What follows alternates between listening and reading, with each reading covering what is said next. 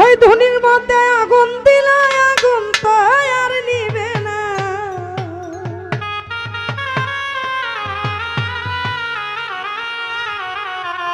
আমার বানু হোসেন সাবাবা ঘটাইছে আজব ঘটনা।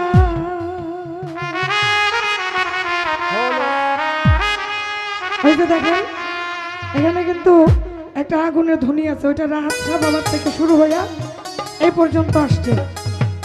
এই গানের মধ্যে এই ধ্বনি সম্পর্কে অনেক কিছু বলা আছে, আশা করি আপনাদের ভালো লাগবে। ধন্যবাদ সকলকে। ধ্বনির মাথায় আগুন দিলে আগুন তো আর নিবে না। ধ্বনির মধ্যে আগুন দিলে আগুন তো আর নিবে না। হাত বাবাই ঘটাইছে আজব ঘটনা, আমার কালুর বাবাই ঘটাইছে আজব ঘটনা। ধ্বনির মধ্যে আগুন দিলে আগুন তো আর নিবে না। ধ্বনির মধ্যে